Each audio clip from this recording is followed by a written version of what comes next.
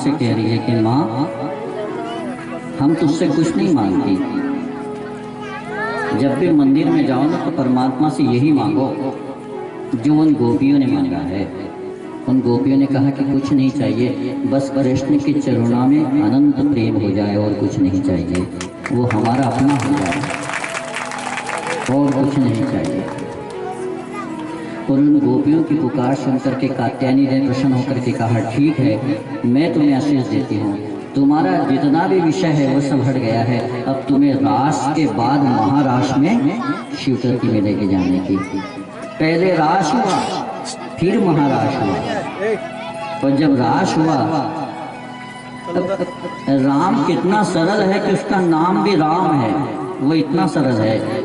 और कृष्ण, उसको गुजराती में कहते हैं ना, पुष्टि मांगने में तो पुष्प कहते हैं, कृष्ण, उसमें करा की रेप है, इसलिए उसको कहते हैं कृष्ण। पुष्टि मार्ग के जो खंडवा में गुजराती लोग हैं, सराफा में आप जाओगे ना तो उनके यहाँ जाएंगे तो जय श्री कृष्ण, वो कृष्ण कहेंगे, उसमें पूरा जिस प्रकार उसको बोला जाए वैसे बोलते, और आप और हम सीधी सी भाषा में जय श्री कृष्ण, लेकिन वो कृष्ण कहती है। ऐसे कृष्ण के लिए उन्होंने मांग रखी है कि बस इनके चरणों में हमारा प्रेम अनन्य हो जाए। पहले प्रेम मांगा, प्रेम मिल जाए तो फिर अधिकार आ जाता है।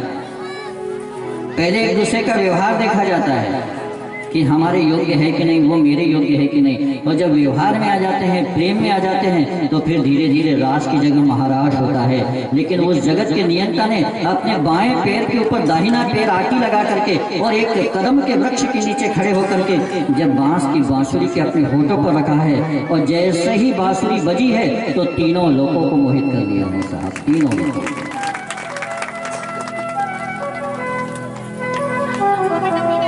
क्या कहते हैं उसके लिए? अधरम मधुरम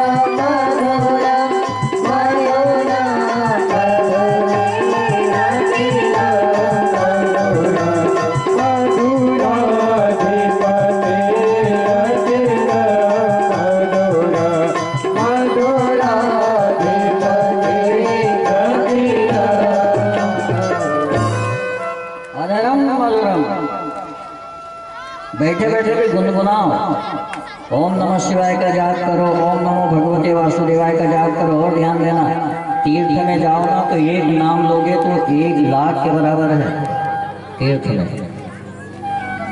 ओंकारेश्वर हो, गुरु गादी हो, धुनी वाले दादाजी हो, गुरु सिंगा महाराज जी हो, और आज हमारे वो काकड़ से आए क्या,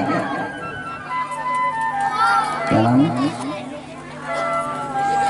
नीनी भाई, आज बोल रहे थे, बोले गुरु जी वो पीछे जिनका फोटो लगा है हमारे गुरु महाराज मोती बाबा, बोले उनका मंदिर आप देख के चलना। आज हमने भी कहा था कि ठीक है, समय मिलेगा तो जरूर चलेंगे। लेकिन साहब देखो, विचार कर, जब यहाँ बैठो ना तो यहाँ बैठ करके ओम नमो भगवते वासुदेवाय, ओम नमः शिवाय, जो भी मंत्र आपको अच्छा लगे उसका जाप करते हुए कथा सुनो। उससे 2 लाभ होंगे। एक माला घर में करोगे, और यहाँ यदि एक बार कोई ओम नमो भगवते वासुदेव कह करके कथा सुनता है, ओम नमः शिवाय जाप करके कथा सुनता है, तो उसकी एक माला उसी समय पूरी हो जाती है, एक नाम है। इसलिए कई भाई बहन ऐसे होते हैं जो कथा सुनने के लिए जाते हैं तो अपना आसन लेकर के जाते हैं, अपनी माला लेकर के जाते हैं, और माला भी घुमा रहे हैं और कथा भी सुन रहे हैं। इसका पूरा का पूरा फल अपने आप मिल जाता है। किसी तीर्थ में जाओ और उस तीर्थ में जा करके एक नाम लो तो 1,000 के बराबर, 1,00,000 के बराबर। और एक कोई भूल हो जाए तीर्थ में तो फिर उसका भी कोई प्रायश्चित ही नहीं है, उसका कोई प्रायश्चित नहीं। कितने भी उपास कर लो, कितने भी व्रत कर लो, लेकिन उसका कोई प्रायश्चित नहीं है। इसलिए ध्यान देना, जहाँ सत्संग होता हो, जहाँ गुरु का आश्रम हो, और जहाँ तीर्थ हो, वहाँ हमसे कोई भूल ना हो जाए। नाम यदि न भी ले तो चल जाएगा, पर भूल नहीं होना चाहिए। और यदि भूल हो गई तो फिर उसके लिए कोई प्रायश्चित नहीं है साहब। वो तो एक बार कोई चूक हो गई तो फिर वो तो सैकड़ों हो गए, हजारों नहीं, लाखों हो गए। इसलिए जब यहाँ सत्संग में आ जाओ तो सत्संग में भजन भी करो और साथ साथ सुमरण भी करो, और फिर कथा को सुनो। जैसे कोई बहन माला बुनती है ना, सुई धागा लिया, एक फूल लिया, उसको आगे बढ़ाया, फिर एक फूल लिया, फिर आगे बढ़ाया, वो बात भी कर रही है, फूल की माला भी बना रही है, मोती की माला भी बना रही है, काम भी हो रहा है और बात भी कर रही है। ऐसे ही सत्संग में सुमरण भी होता रहे और श्रवण भी होता रहे, दोनों अपने आप होते हैं। सुमिरन और श्रवण दोनों एक ही है। सुमरण कब होता है? जब हम उसमें अपना मन लगा देते हैं, तब सुमरण प्रारंभ होता है। और सुमरण के बाद श्रवण, ये श्रवण मुश्किल से मिलता है। ये दोनों भक्ति है, सुमरण और श्रवण। यहाँ श्रवण कर रहे हैं आप, घर में सुमरण कर रहे हैं।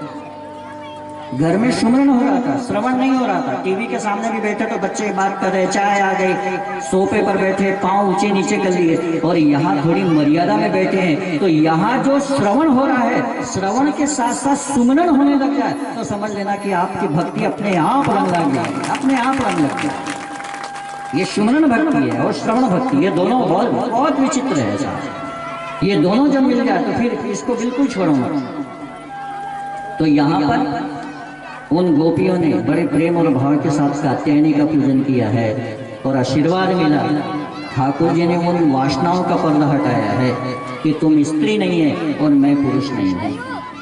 और भगवान के लिए तो आप और हम सब कहते हैं, भगवान ने स्त्री है ना पुरुष है, वो कैसा है? त्वमेव माता च पिता त्वमेव त्वमेव बन्धो च सखा त्वमेव। क्या है वो? तो कहा पहले माँ है, त्वमेव माता च पिता, वो माँ भी है पिता भी है, ये दोनों है वो। इसलिए ध्यान देना।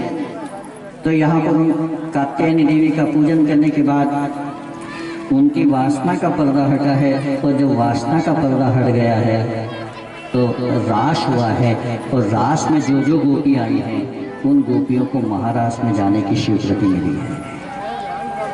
रास के बाद महारास हुआ, और जब महारास हुआ तो वो महारास को देखने के लिए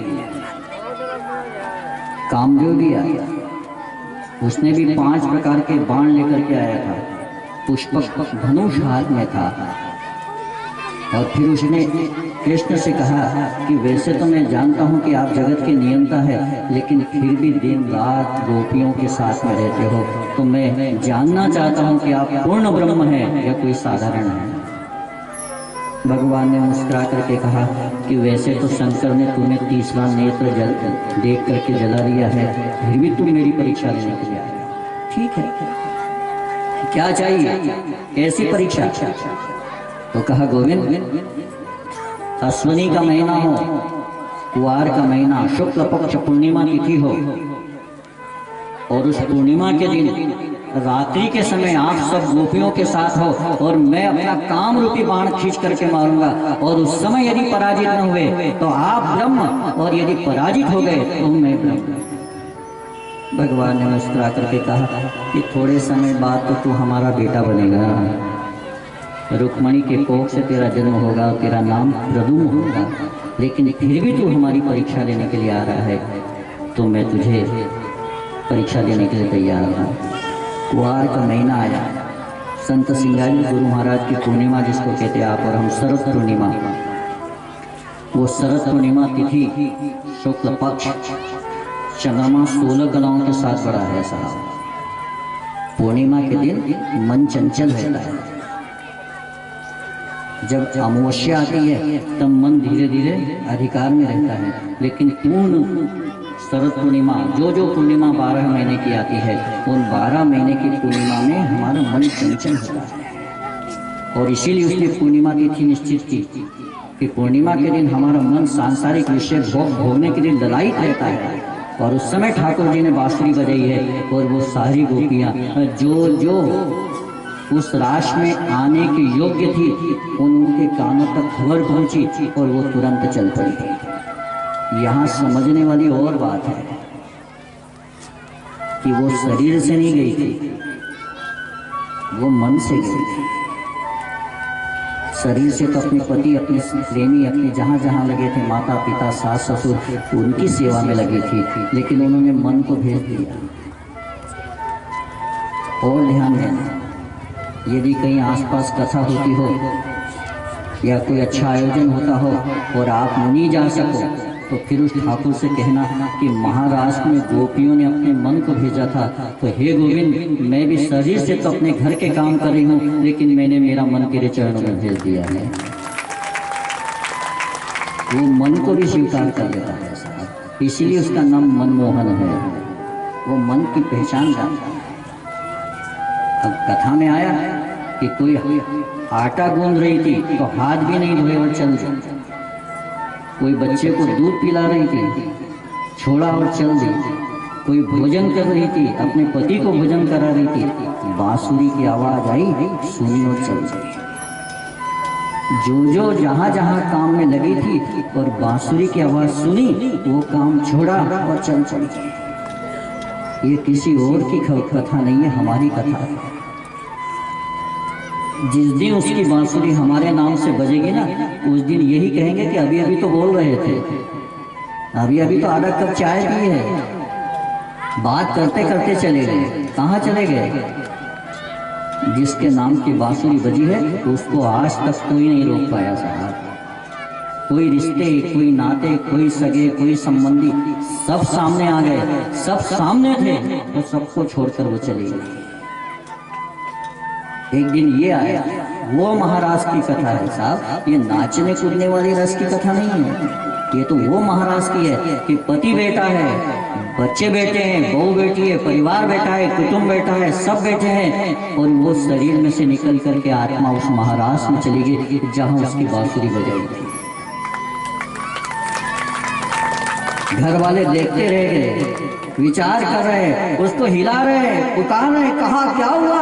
पति पुकारा रहे, कभी मेरे सामने तो सोई नहीं, कभी तो आज तक मेरे सामने कितनी मर्यादा में रही, लेकिन आज बोल क्यों नहीं रही है? पति उसको हिला रहा है, बेटा पकड़ करके झिझोड़ रहा है, पर मात्र शरीर रह गया, उसकी आत्मा तो परमात्मा में विलीन हो गई है साहब। ये महाराज की वो कथा है, नाचने कूदने वाली कथा नहीं है। ये तो आपका थोड़ा सा भाव बन जाए, इसलिए प्रयास करते। अभी 3-4 साल 5 साल 4 साल से खंडवा में शहर में कथा होती तो हमको ये सब कुछ करना पड़ता है। अथवा तो कथा ही ऐसी है कि आप यदि आकर के बैठ जाओ तो 4 घंटे हिलोगे भी नहीं इधर से उधर। कथा में वो रस है, विचार तो करना। वो बेटा पुकारा है माँ, जिसका 10 साल का 8 साल का दूध पीता बच्चा है और वो माँ की गोद पर आवाज लगा लगा करके कह रहा है माँ जाग जाना, क्या हुआ माँ, ए माँ उठ जाना। उसका पति झिझोड़ रहा है, उस बेटी का, उस बहू का जो चली गई है, उसकी माँ खड़ी है कि अरे मैं तो 60 साल की हूँ, तू मेरे सामने चली गई। विचार करता। आप में से कई दादी माँ के साथ भी यही हुआ। उनका एक लौता बेटा उनकी आंख के सामने से चला गया और एक क्षण मात्र में। अब वो क्या हुआ, पूरा परिवार निस्तेज हो गया। जहाँ एक कमाने वाला था वो यदि चला जाए तो फिर विचार करना। इसलिए कथा में बैठ करके समझने वाली है कि हे प्रभु तू दुख दे देना, दरिद्रता दे देना, लेकिन मेरी जो फुलवारी बनी हुई है ना, इस फुलवारी में से कोई फूल चुरा करके मत ले जाना। वो फूल जिस वक्त चला जाता है हमारे बीच में से, उस दिन पता चलता है कि जिसको मैं बिल्कुल निकम्मा समझ रहा था, मेरे काम का नहीं था, लेकिन वो जाने के बाद उसकी यादें हमको सताती है और वो जीवन पर्यंत रुलाती है। इसलिए ध्यान देना, इसलिए ऐसा कर्म करो, ऐसा परमात्मा से नाता जोड़ो कि हे प्रभु हो सके तो ये फुलवारी जो तूने दी है मेरी नहीं तेरी है। मैं तो एक पानी देना वाला माली हूँ और माली का काम है अपने पेड़ पौधों की, अपनी वाटिका की, अपने बगिया की रक्षा करना। मैं केवल रक्षा करने वाला हूँ। हो सके तो तू इसका पालनहार है, तू इन सब की रक्षा करना।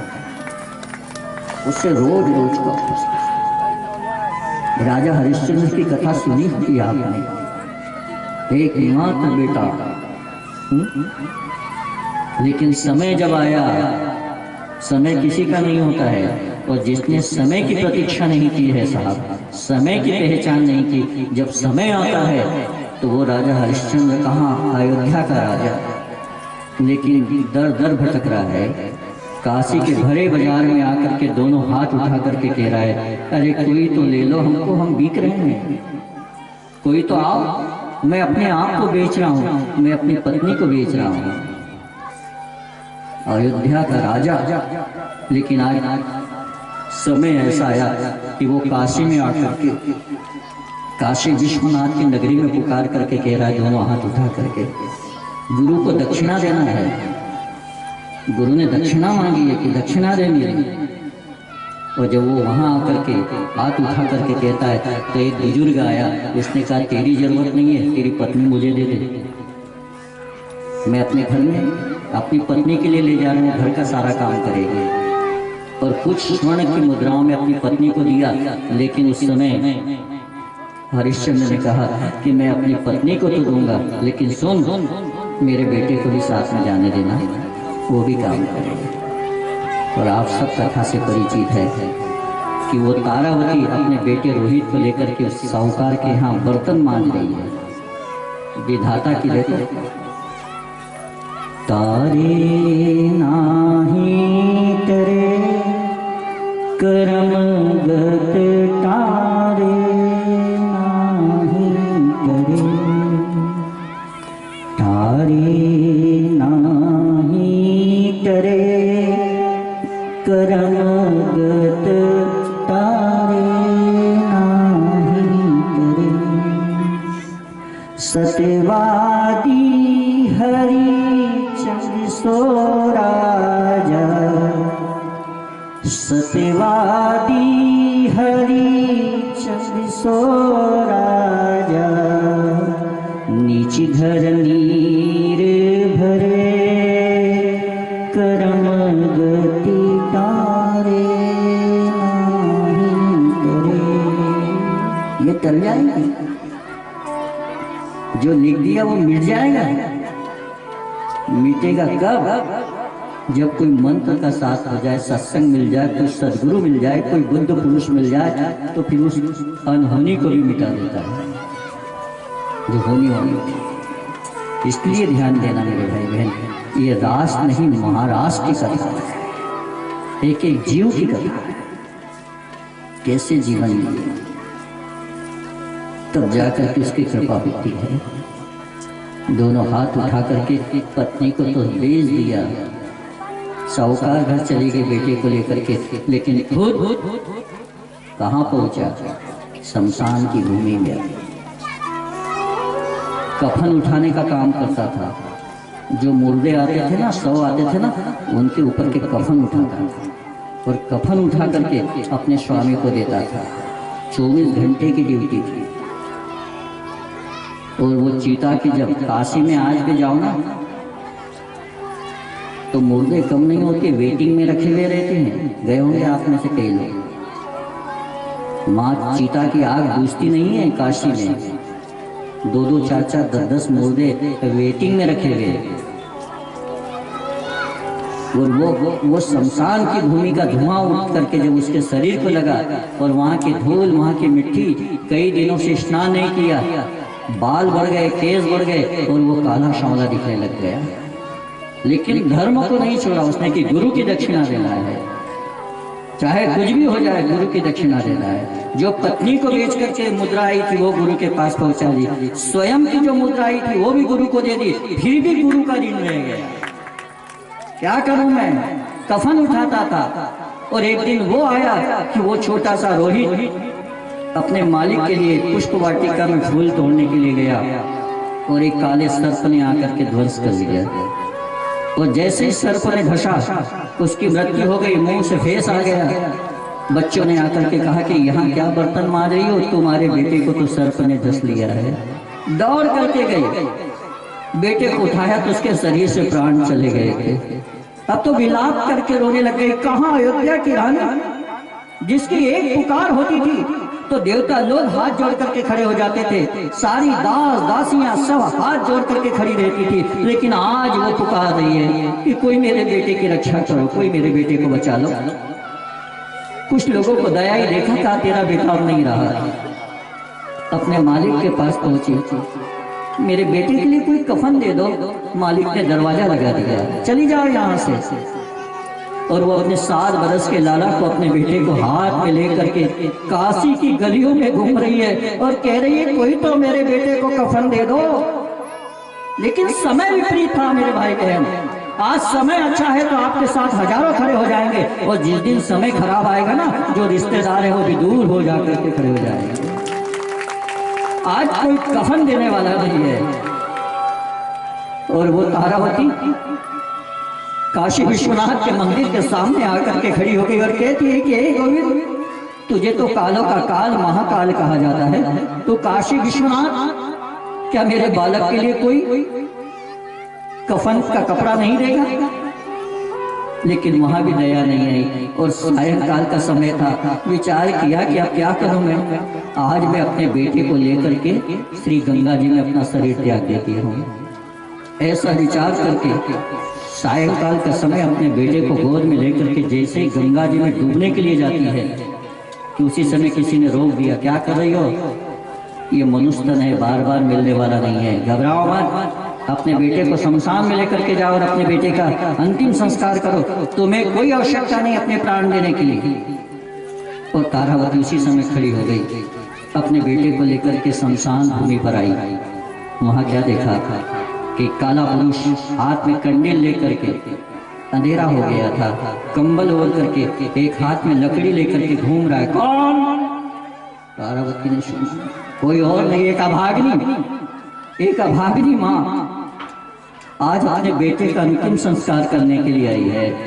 कहा वो तो ठीक, ये भूमि ही ऐसी है कि यहाँ हर कोई अंतिम संस्कार के लिए आता है। लेकिन सुनो, मेरे स्वामी का कहना है कि जब तक तुम कर नहीं दोगी, जब तक इस मृत शरीर पर कफन नहीं होगा, तब तक तुम्हारे पुत्र का अंतिम संस्कार भी नहीं होगा।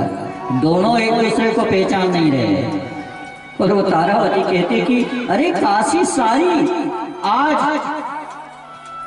इतनी गंभीर मुद्रा में हो गई है कि मेरी कोई बात सुनने को तैयार नहीं है। क्या इस शमशान की भूमि पर खड़े होकर के चीता जला जला करके तुम भी इतने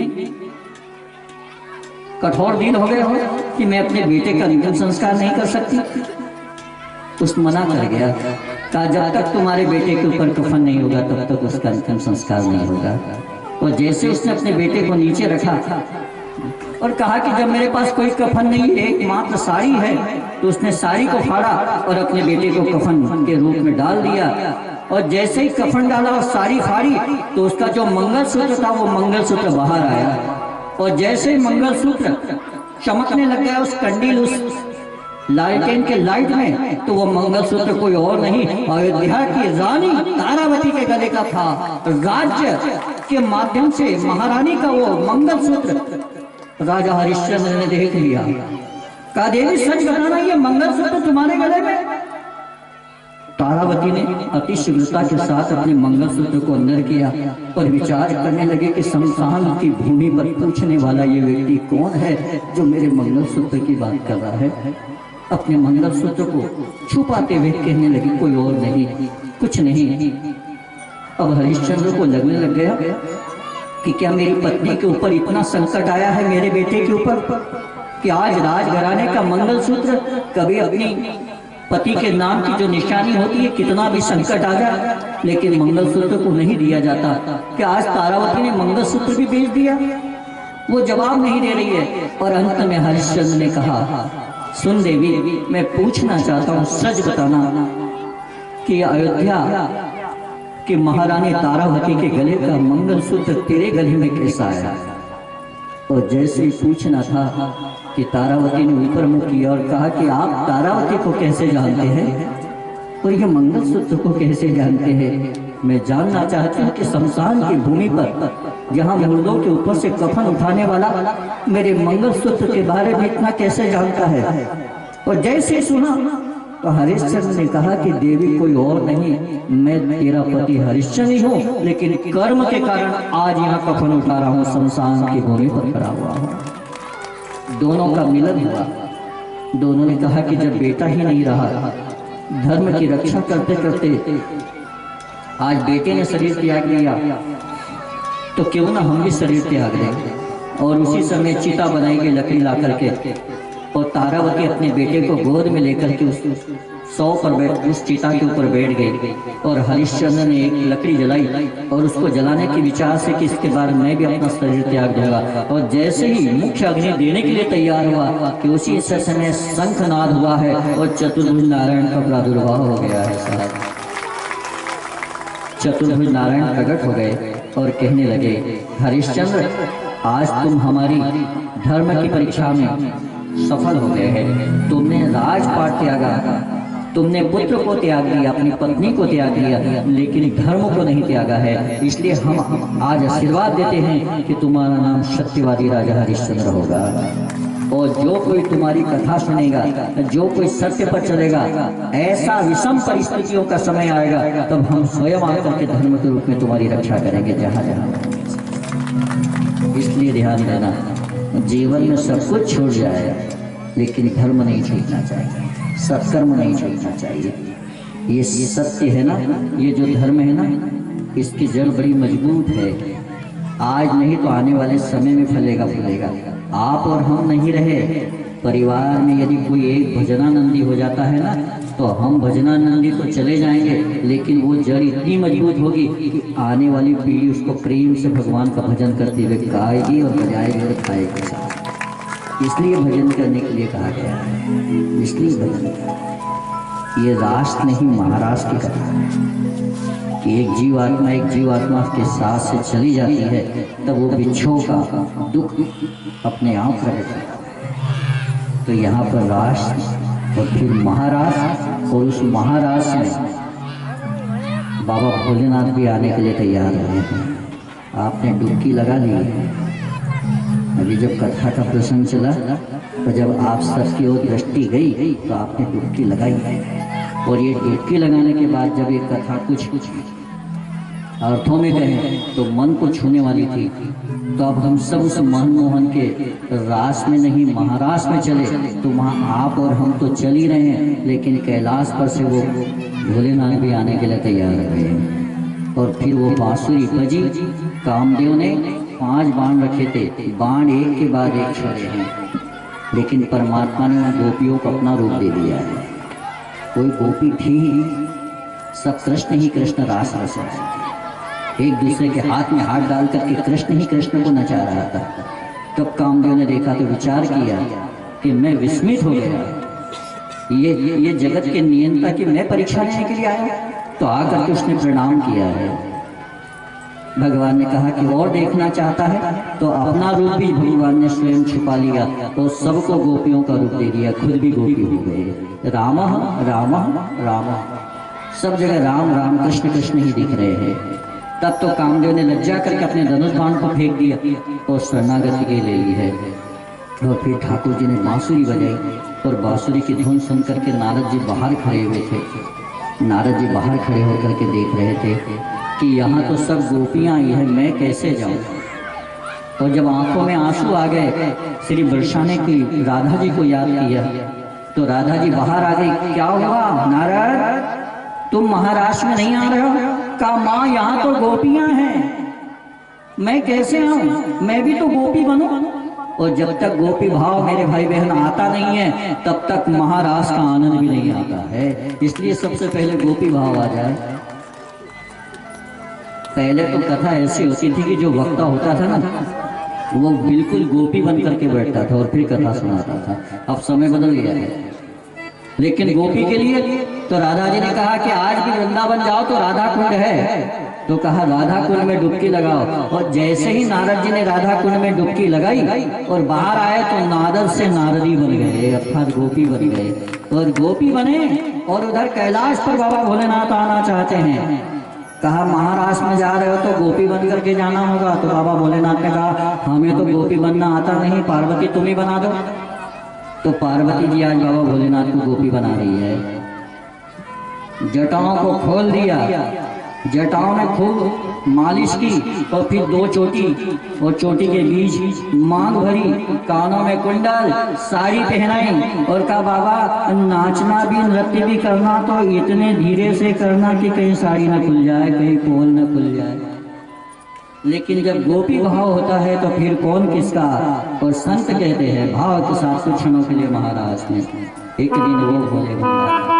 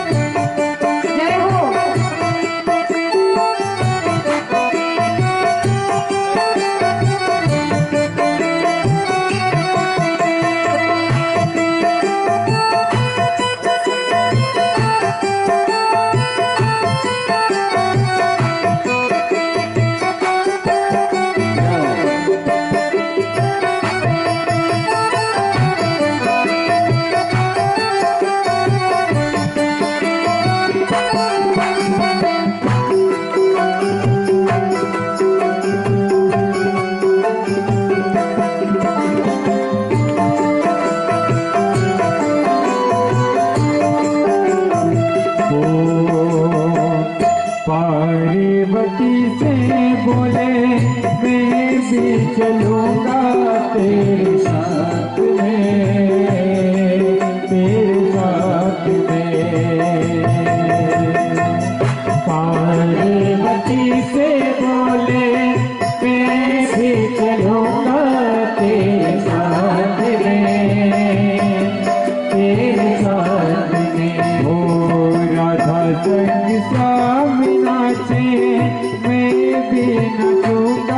तेरे साथ में, तेरे साथ में।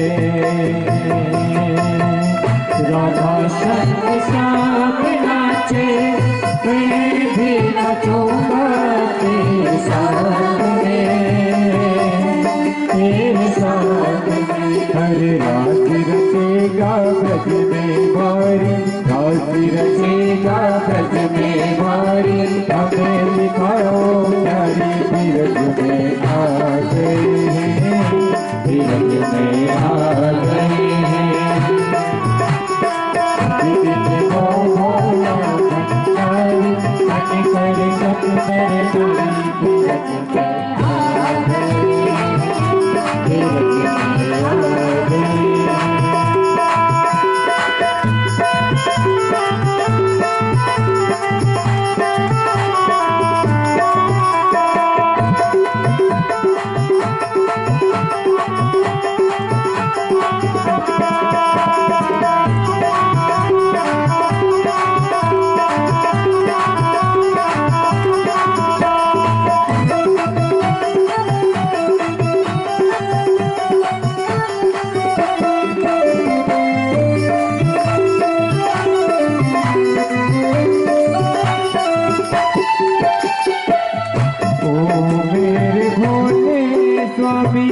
कैसे जाऊं अपने साथ में हो, मेरे भोले स्वामी कैसे जाऊं अपने साथ में हो।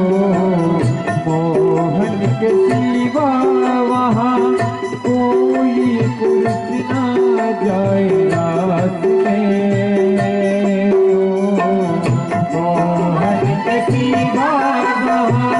कोई पुरुष ना जाए रात में।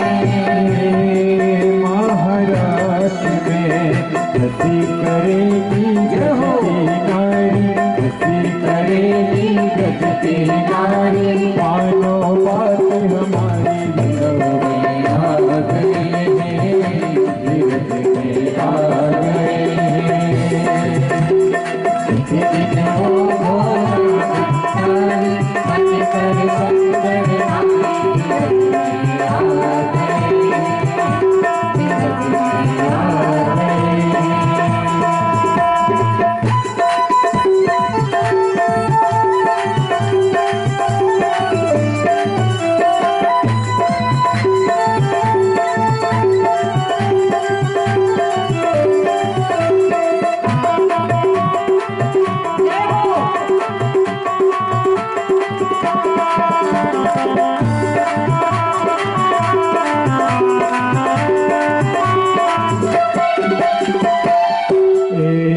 सजा दो मुझे कोई न जाने इस राज को।